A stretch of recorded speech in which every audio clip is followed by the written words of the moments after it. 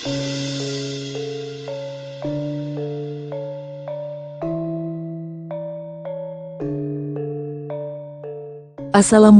warahmatullahi wabarakatuh. Berjumpa kembali di channel Langit Bukit Menoreh Official. Di kesempatan kali ini, akan melanjutkan cerita di video sebelumnya, sebuah cerita karya Ebes, yang berjudul, Babat Negeri Leluhur, episode yang ke-78. Sebelum kita masuk ke ceritanya, tekan dulu tombol like video ini dan jangan lupa tekan juga tombol subscribe channel ini. Dan nyalakan juga lonceng notifikasinya, agar tidak ketinggalan cerita-cerita lainnya. Dan seperti apa untuk kisahnya kali ini, langsung saja kita masuk ke ceritanya.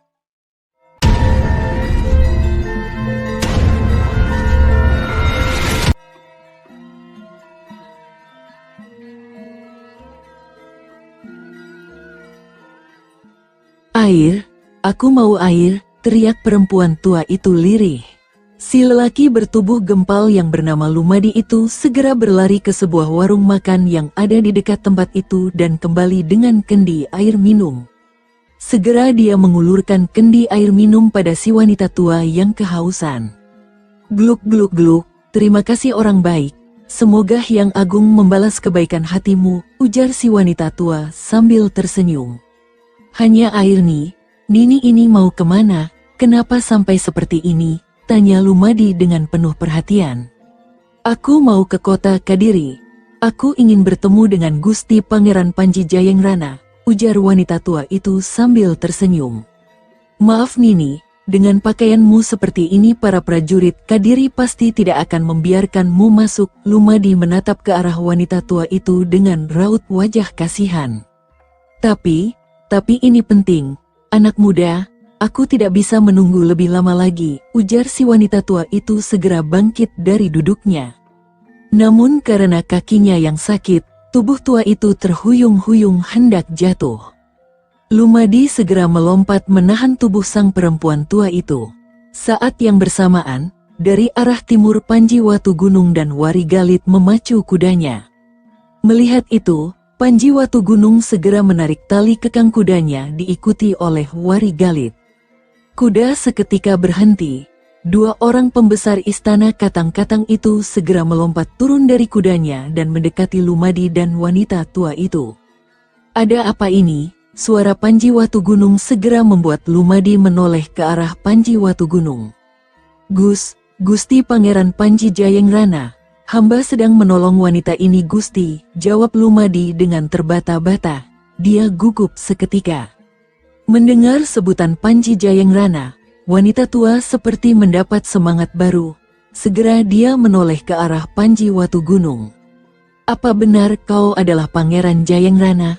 Ujar si wanita tua itu segera. Benar Nini, aku adalah Pangeran Jayengrana. Apa Nini mengenalku? Tanya Panji Watu Gunung sambil tersenyum tipis. Oh jagat Dewa Batara.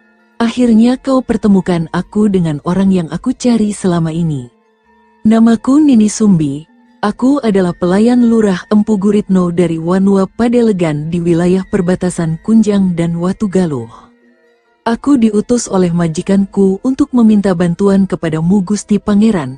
Ibu tiri selir Gusti Pangeran bersekutu dengan setan dan membuat seluruh warga Wanua terserang wabah penyakit, ujar Nini Sumbi dengan nafas tersengal. Ibu tiri selirku, siapa yang kau maksud Nini? Panji Watu Gunung terlihat keheranan. Dia segera menoleh ke arah Wari Galit, namun Senopati Kadiri itu hanya mengangkat bahunya. Sekar Mayang, bukankah dia selir Pangeran Panji Jayengrana? Tanya Nini Sumbi dengan cepat. Oh, kalau Sekar Mayang memang selirku Nini, jawab Watu Gunung seraya menganggukkan kepalanya. Nini Sumbi dengan tangan bergetar merogoh bajunya dan mengeluarkan sebuah cincin bermata batu biru, kemudian mengulurkan tangannya ke Panji Watu Gunung. Berikan ini pada Sekar Mayang, Gusti Pangeran, dia akan mengenalinya, ujar Nini Sumbi dengan terbata-bata. Perempuan tua itu kemudian pingsan. Panji Watu Gunung terkejut dan segera meraba nadi pada pergelangan tangan Nini Sumbi. Mengetahui bahwa Nini Sumbi pingsan, Panji Watu Gunung menarik nafas lega. Kau, Siapa namamu? Panji Watu Gunung segera menoleh ke arah Lumadi yang bengong di sebelahnya. Hamba Lumadi, Gusti Pangeran, jawab Lumadi sedikit takut. Rawat perempuan tua ini, berikan wanita ini pakaian yang layak dan makanan yang cukup. Besok pagi, cari Demung Gumbrek di istana Katang-Katang, katakan padanya, kau adalah utusanku. Dan ini, gunakan untuk merawat perempuan tua ini, ujar Panji Watu Gunung seraya menyerahkan sekantong kecil kepeng perak pada Lumadi.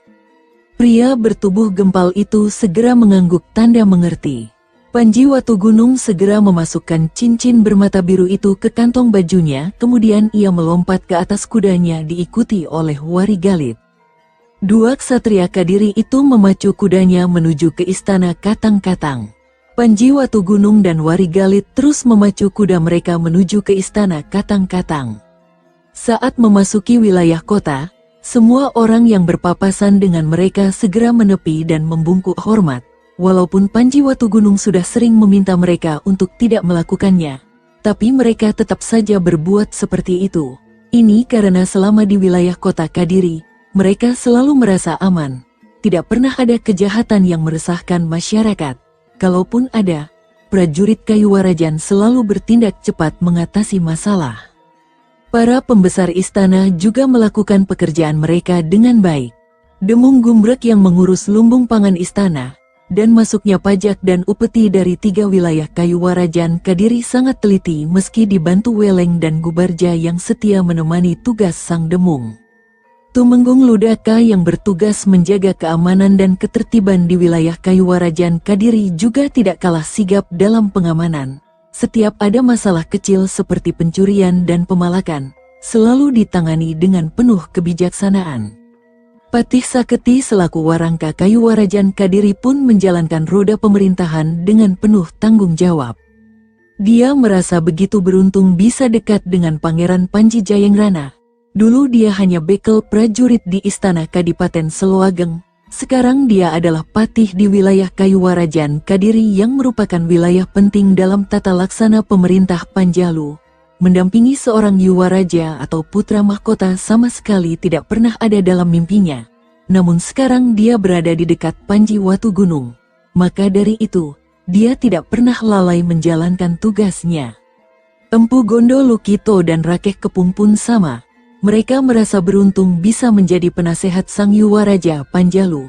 Itu artinya suara mereka akan didengar oleh putra mahkota kerajaan Panjalu. Begitu Panji Watu Gunung dan Warigalit memasuki pintu gerbang istana, 4 orang prajurit yang menjaga gerbang istana segera membungkuk hormat kepada sesembahan mereka dan membuka jalan kepada 2 orang pembesar istana Kayuwarajan Kadiri itu.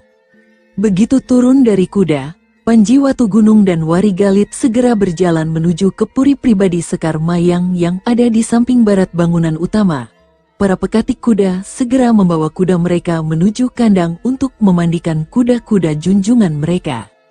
Sekar Mayang yang sedang asyik menyulam kain, langsung menoleh ke arah Panji Watu Gunung dan Warigalit saat langkah kaki mereka terdengar. Wajah bulat telur Sekar Mayang langsung berhias senyum manis. "Kakang Watu Gunung, kau datang kemari," ujar Sekar Mayang dengan wajah sumringah. "Iya Dinda Mayang, ada sesuatu yang ingin kutanyakan padamu. Ayo kita duduk dulu," ajak Panji Watu Gunung yang segera bergegas duduk bersila di lantai serambi puri pribadi Sekar Mayang. Warigalit segera mengikuti langkah sang pemimpin. "Ada apa Kakang? Sepertinya ada sesuatu yang penting sekali." Buru-buru Sekar Mayang ikut Panji Watu Gunung duduk dan menatap wajah suaminya itu dengan penuh penasaran. Panji Watu Gunung tersenyum tipis. "Dinda Mayang, apa kau mengenal Nini Sumbi?" tanya Panji Watu Gunung segera. Raut wajah Sekar Mayang langsung terkejut seketika. Dari mana Kakang Watu Gunung tahu Nini Sumbi?" tanya Sekar Mayang dengan terbata-bata. "Tadi ada seorang wanita tua dengan pakaian compang camping pingsan di jalan. Ada seorang pemuda yang menolongnya. Kami yang kebetulan lewat, melihat ke wanita tua itu. Dia mengaku bernama Nini Sumbi, pelayan Empu Guritno dari Wanua Padelegan," sahut Warigalit segera. Raut wajah Sekar Mayang langsung berubah muram. Dia adalah pelayan ayahku, Kakang.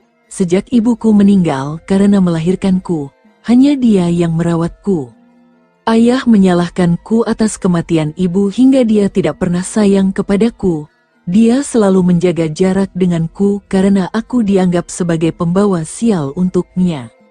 Setelah aku berumur 10 tahun, ayah mengirimku ke Padepokan Padas Putih untuk menuntut ilmu. Tentu Kakang ingat bukan waktu pertama kali kita bertemu di Padepokan Padas Putih waktu itu. Tapi itu hanya alasan agar aku tidak mengganggu kehidupan asmaranya dengan Nyi Pundi yang merupakan kembang teledek keliling di wilayah Kunjang.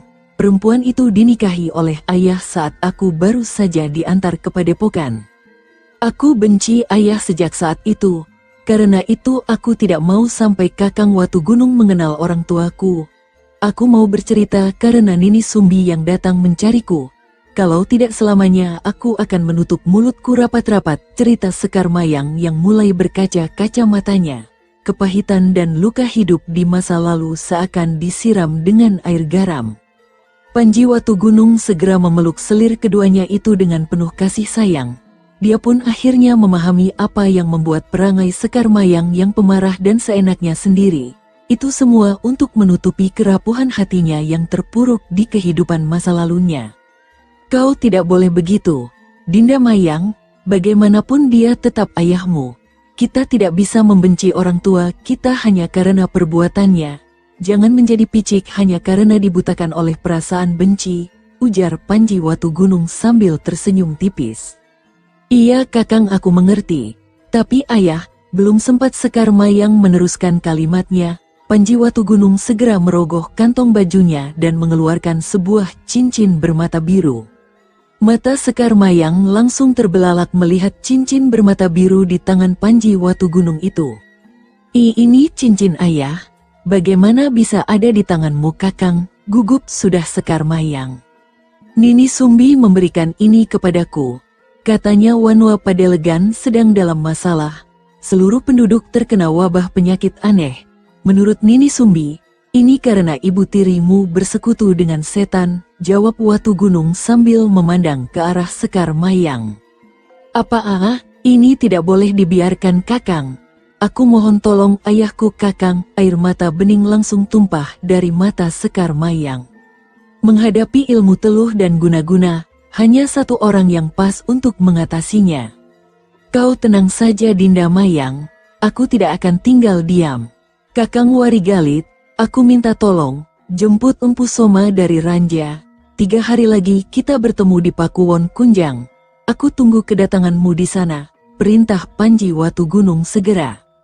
Sendiko dawuh Dimas Pangeran, jawab Warigalit sambil menghormat. Suami Ratri itu segera bergegas mundur dari puri pribadi Sekar Mayang dan pulang ke kediamannya di luar istana Katang-Katang. Setelah berpamitan pada Ratri, dengan ditemani oleh 4 prajurit pilihan Warigalit segera memacu kudanya menuju ke pertapaan Ranja di Seloageng Tenggara.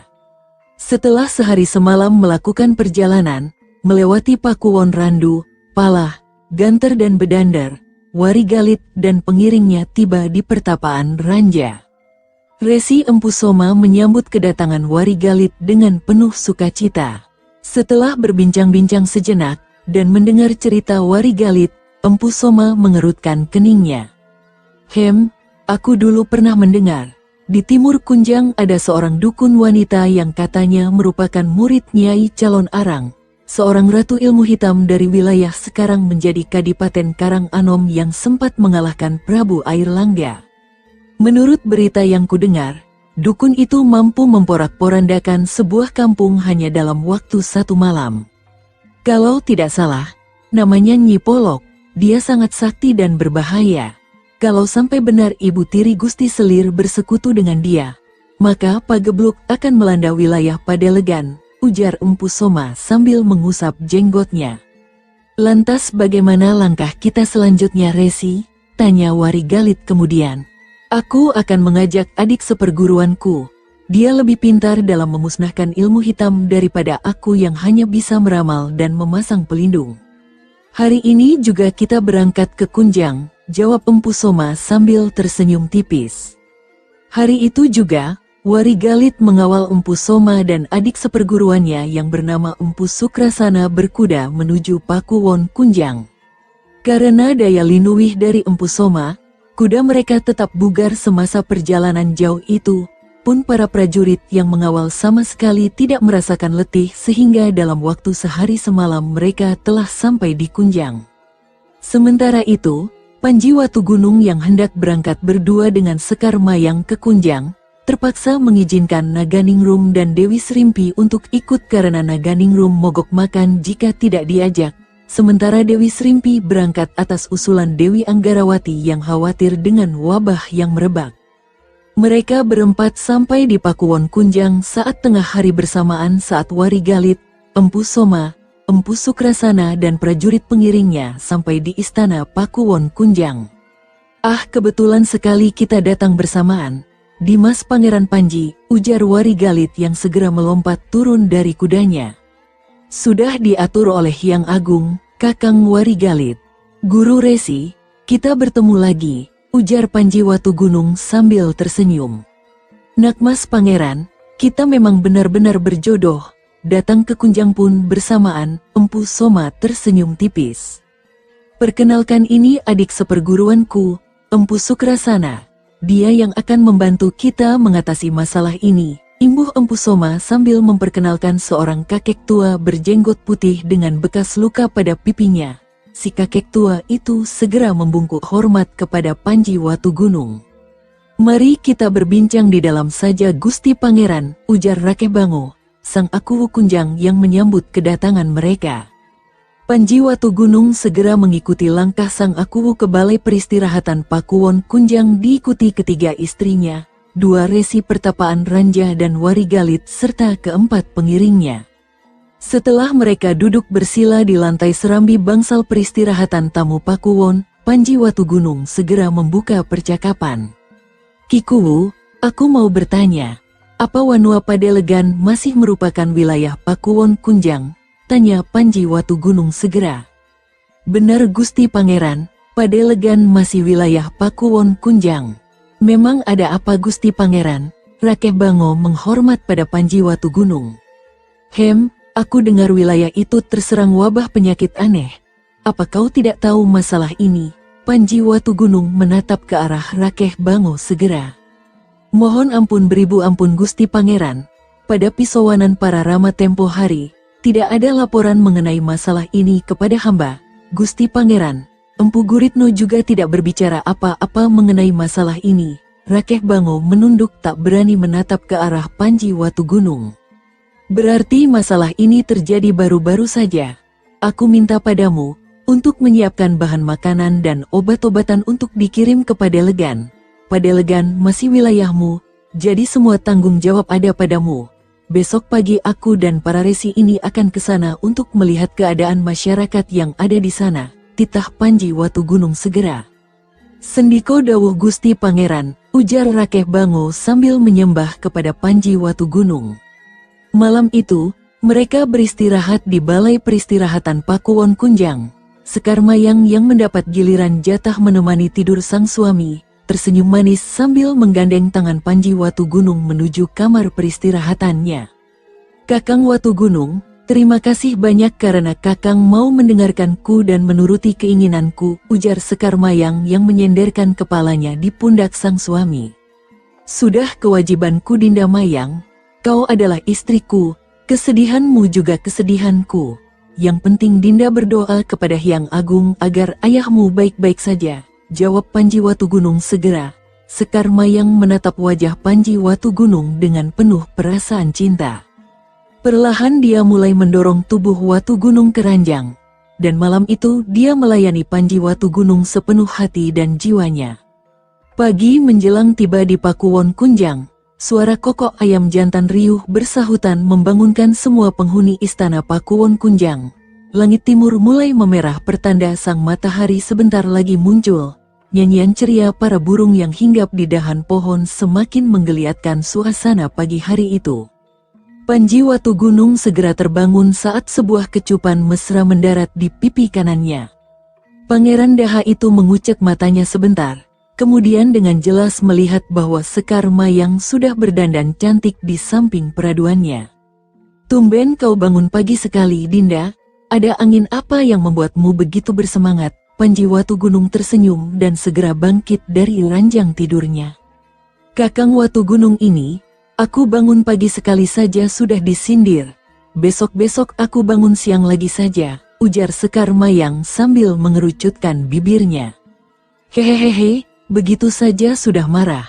Kakang hanya bercanda, Dinda." Panji Watu Gunung segera turun dari ranjangnya dan menuju ke tempat mandi. Sekar Mayang terus menatap ke arah Panji Watu Gunung sampai menghilang di balik pintu lorong tempat mandi.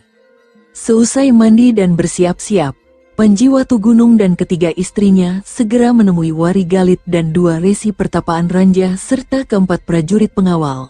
Mereka kemudian meninggalkan Pakuwon Kunjang usai berpamitan kepada Akuwu Rakeh Bango. Dengan penuh semangat, mereka memacu kuda mereka menuju ke Wanua Padelegan. Seorang wanita cantik berusia 30 warsa sedang duduk di depan seorang wanita yang memakai tudung merah seperti darah. Di depan wanita itu, berbagai sesajen bebungaan dan sekuali darah segar seperti baru diteteskan. Perempuan cantik itu adalah Nyi Pundi, istri kedua Lurah Wanua Padelegan yang juga merupakan ibu tiri Sekar Mayang. "Bagaimana Nyi Polok, apakah pelayan busuk itu sudah kau temukan?" tanya Nyi Pundi pada perempuan bertudung merah darah itu. Dia sudah sampai di kota Kadiri, Nyi Lurah. Sepertinya tujuannya untuk bertemu dengan Pangeran Jayengrana sudah berhasil," jawab perempuan bertudung merah darah itu segera. "Celaka, kalau sampai Pangeran Daha itu turun tangan, rencanaku balas dendam pada penduduk Wanua Padelegan bisa hancur." "Nyi," raut wajah cemas terpancar dari wajah Nyi Pundi. "Hihihihi," tawa Nyi Polok terdengar menakutkan. Perempuan itu segera menaburkan sejumput kembang pada darah di kuali, kemudian menaburkan kemenyan pada bara arang di anglo tanah liat. Bau harum kemenyan memenuhi tempat itu. "Kau tenang saja Nyi Lurah, teluhku tak mudah diatasi. Lagi pula aku sudah mempersiapkan segala sesuatunya untuk menghadapi mereka," ujar perempuan bertudung merah darah itu sambil tertawa kecil. Mulut perempuan itu berkomat kamit membaca mantra. Tiba-tiba darah segar di kuali bergolak lalu membentuk 4 bola darah yang melayang menjauhi Nyi Polok.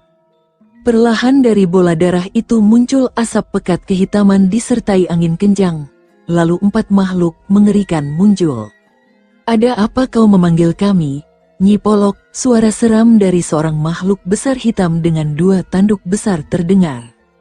"Ada beberapa orang yang hendak masuk ke Padelegan. Halangi mereka," perintah Nyi Polok segera. 4 makhluk mengerikan itu segera menghilang dari pandangan. Nyi Polok tertawa kecil saat melihat 4 makhluk mengerikan itu menghilang dari pandangannya. Mereka adalah 4 kala yang menjaga alam kasat mata, yaitu Kala Timur, Buto Jenar, yang berbentuk raksasa dengan 3 tanduk kecil dengan warna kuning. Kala Selatan, Buto Agni, yang berwujud raksasa kecil berwarna merah menyala dengan 4 tanduk. Kala Barat, Buto Wungu, yang berwujud raksasa berwarna ungu dengan 1 tanduk besar pada dahinya. Dan Kala Utara, Buto Ijo, yang berwujud raksasa dengan 2 tanduk besar dan berwarna hijau. Mereka tunduk pada Nyi Polok karena Nyi Polok memiliki mustika ratu siluman yang berwujud batu merah delima. Nyi Pundi menarik nafas lega setelah melihat 4 makhluk mengerikan itu menghilang. Kilatan dendam kepada warga Padelegan terlihat jelas di matanya. Istri kedua Lurah Empu Guritno itu memang punya dendam pribadi dengan warga Wanua Padelegan. Ayahnya yang pencuri, terbunuh dalam penangkapan yang dilakukan oleh warga Wanua itu. Dia dan ibunya diusir dari pemukiman penduduk karena dianggap membawa pengaruh buruk. Mereka terlunta-lunta dan terpaksa harus pergi jauh hingga ke Watu Galuh. Sang ibu akhirnya meninggal dunia dalam perjalanan, dan Nyi Pundi diangkat anak oleh Ki Rumboko, seorang pimpinan penghibur keliling asal Kunjang yang kebetulan menemukan Nyi Pundi sedang menangis di depan jasad ibunya saat menerima tanggapan dari Lurah Wanua Demuk di Watu Galuh. Namanya yang semula Warinten kemudian diganti menjadi Nyi Pundi untuk menyembunyikan jati dirinya. Gadis kecil itu kemudian tumbuh dewasa dan menjelma menjadi wanita cantik yang pintar menari. Dia kemudian tersohor sebagai kembang teledek keliling dari wilayah Kunjang. Saat tampil di Wanua Padelegan, Empu Guritno yang seorang duda tua dengan anak Sekar Mayang, terpesona dengan kecantikan perempuan itu. Atas hasutan Nyi Pundi, Sekar Mayang dijauhkan dari Wanua Padelegan agar dia bisa mengatur sepenuhnya Empu Guritno yang kemudian menikahinya. Selama lebih dari sewindu, Nyi Pundi terus mencari dukun sakti yang bisa membalaskan dendam kematian orang tuanya, sampai satu purnama yang lalu dia bertemu dengan Nyi Polok. Perempuan misterius yang selalu mengenakan tudung merah darah itu mampu memberikan dukungan kepada Nyi Pundi dengan mengirimkan wabah penyakit aneh yang membuat tubuh warga Padelegan menghitam dan mati keesokan harinya. Sudah puluhan warga Wanua Padelegan menjadi korban wabah aneh itu. Dalam satu purnama, 60 warga Padelegan meninggal dunia akibat wabah aneh yang merebak. Nyi Polok, aku permisi dulu, besok pagi aku akan kembali ke sini lagi untuk membawa persembahan yang kau inginkan, ujar Nyi Pundi sambil berdiri dan berjalan menuju pintu gubuk kayu yang ada di tengah hutan angker itu. Ingat Nyi Pundi, darah perawan yang aku minta harus kau dapatkan, kalau tidak, aku tidak menjamin keselamatanmu dari Pangeran Jayangrana yang sebentar lagi tiba di Padelegan, ancam Nyi Polok sambil tersenyum menakutkan.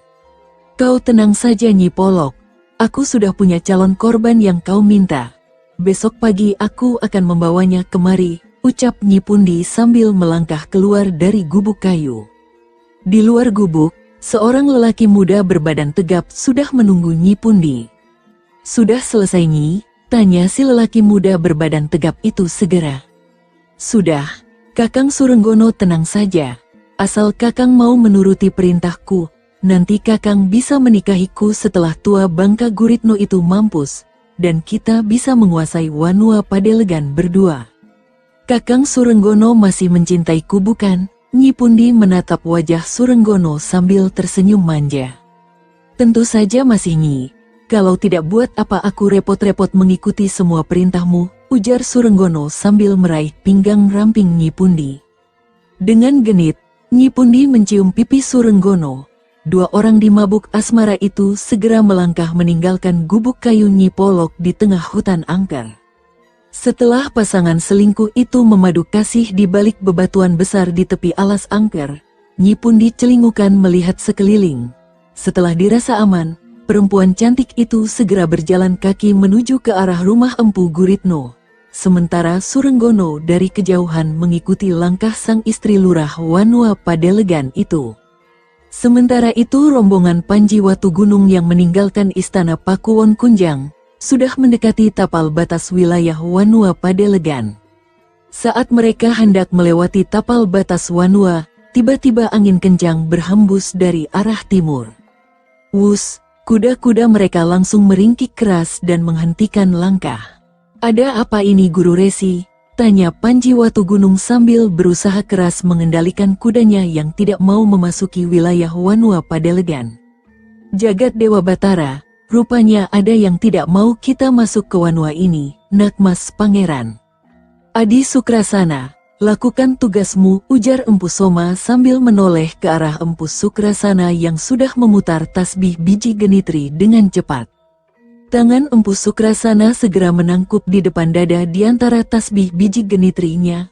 Mulut kakek tua berjenggot itu komat kamit membaca mantra. Tiba-tiba, hahaha, hahaha, terdengar suara tawa keras yang membuat gendang telinga sakit mendengarnya. Empu Sukrasana segera melempar tasbih biji genitrinya ke arah sumber suara itu dan blam, terdengar ledakan keras yang menciptakan asap pekat kehitaman. Dari asap itu muncul dua sosok makhluk mengerikan berwarna ungu dengan satu tanduk besar dan berwarna hijau bertanduk dua. Buto Wungu, Buto Ijo, tempatmu bukan di sini, mengapa kau menghalangi jalan kami? Teriak Resi Empu Soma sambil memutar tasbih kayu stiginya dengan cepat. Huahahaha, aku hanya menuruti perintah pemilik Mustika Ratu Siluman. Kalian tidak boleh memasuki wilayah ini, suara Buto Ijo sambil menyeringai lebar. Makhluk kurang ajar, tidak sepantasnya kau mengganggu alam manusia. Pergilah, atau akan ku buat kau menderita, ujar Empu Sukrasana sambil menggosok telapak tangannya yang mengeluarkan asap putih. Langkahi dulu mayat kami kalau kalian ingin masuk ke wilayah ini, seringai Buto Wungu sambil memutar gada di tangan kanannya. Mendengar jawaban itu, Empu Sukrasana mendengus keras dan segera melesat cepat menuju Buto Wungu, sedangkan Empu Soma segera menerjang ke arah Buto Ijo. Pertarungan sengit melawan makhluk gaib itu segera terjadi. Panji Watu Gunung segera merapal sebuah mantra yang diajarkan Empu Soma. Rajah Kalacakra Buana segera muncul di bahu kiri Panji Watu Gunung, menciptakan pelindung gaib berwarna kuning keemasan di sekeliling tubuhnya. Empu Sukrasana segera melompat sambil menghantamkan tapaknya yang sudah dilumuri kemenyan madu yang sudah dimantrai ke arah dada Buto Wungu setelah menghindari gebukan gada lawannya. Blar, harregegegeheh, terdengar jerit kesakitan dari Buto Wungu saat tapak Empu Sukrasana menghantam dadanya. Makhluk mengerikan terhuyung-huyung, lalu setelah itu mencoba untuk menyerang lagi dengan gebukan gadanya. Namun Empu Sukrasana adalah ahli dalam mengatasi makhluk halus seperti mereka. Dengan cepat kakek tua yang memiliki luka di pipinya itu segera melenting tinggi ke udara, menghindari gebukan gada kemudian menerjang ke arah Buto Wungu yang baru saja hendak menyerang lagi. Jelar tamparan keras dari Empu Sukrasana pada wajah Buto Wungu membuat makhluk halus itu roboh. Sementara itu di sisi lain, Empu Soma juga berhasil menundukkan Buto Ijo dengan air suci pamujannya. Buto Ijo meraung keras saat tubuhnya menerima cipratan air suci dari sanggar pamujan di pertapaan Ranja. Saat dua resi pertapaan Ranja itu baru bersantai sejenak setelah mengalahkan dua makhluk halus itu, dari arah timur kembali muncul dua makhluk halus mengerikan yang masing-masing membawa api dan batu besar. Dua makhluk halus itu adalah Buto Agni dan Buto Jenar. Mereka menyerang Empu Sukrasana dan Empu Soma dengan membabi buta. Satu lemparan api dari Buto Agni yang mampu melelehkan besi dan berhasil dihindari Empu Soma, meluncur ke arah Naganingrum. Panji Watu Gunung segera menghadang api itu dengan tubuhnya yang sudah dilindungi oleh Rajah Kalacakra Buana. Blam! Api langsung meledak seketika saat menyentuh pelindung gaib Rajah Kalacakra Buana yang melindungi tubuh Panji Watu Gunung. Sang Pangeran Daha tetap tegak berdiri menatap semua pergerakan dua makhluk gaib itu. Bersamaan dengan itu, Empu Sukrasana dan Empu Soma berhasil melumpuhkan kedua makhluk menyeramkan itu. Empat makhluk halus itu terus meraung kesakitan saat Empu Sukrasana membacakan mantra-mantra perlindungan Dewa Siwa. Sekarang kembalilah ke orang yang mengirimmu, teriak Empu Sukrasana sambil memutar tasbih biji genitrinya. Dari tasbih itu muncul angin kencang yang mampu menghempaskan empat makhluk halus itu. Nyi Polok yang sedang duduk bersila di depan kuali darahnya dikejutkan dengan munculnya empat kala utusannya. Jelegegege, kenapa kalian kembali ha? Apa kalian sudah berani menentang perintahku? Teriak Nyi Polok terdengar marah. Orang yang kami lawan terlalu tangguh Nyi, kami tidak sanggup, jawab Buto Ijo segera. Empat makhluk halus itu kemudian berubah menjadi asap pekat kehitaman dan menghilang diterpa angin. Bedebah, siapa yang sanggup mengalahkan empat kalaku, akan ku buat dia menderita, teriak Nyi Polok yang segera komat kamit membaca mantra. Dari genangan darah segar di kuali, muncul wajah Empu Soma dan Empu Sukrasana. Nyi Polok seketika terkejut melihat wajah Empu Sukrasana. Kakang Sukrasana rupanya. Baik, aku tidak akan kalah dengan mudah. Tunggu pembalasanku Kakang Sukrasana, teriak Nyi Polok dengan penuh amarah.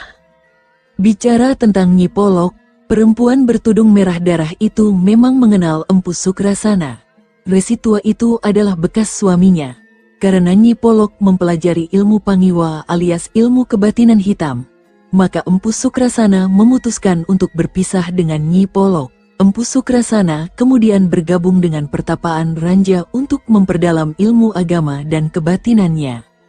Perempuan bertudung merah darah itu segera berkeliling di seluruh pondok kayu menyiapkan peralatan teluhnya. Sementara itu Panji Watu Gunung dan rombongannya segera meneruskan perjalanan ke rumah Lurah Wanua Padelegan.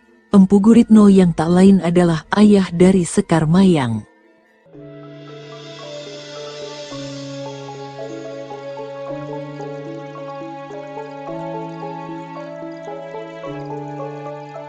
Sahabat pendengar setia Langit Bukit Menoreh ofisial yang berbahagia, sampai di sini dulu ceritanya. Bagaimana kelanjutan kisahnya? Nantikan kelanjutan cerita ini di video berikutnya. Agar tidak ketinggalan kelanjutan cerita ini, klik tombol subscribe channel ini, dan nyalakan juga lonceng notifikasinya. Wassalamualaikum warahmatullahi wabarakatuh.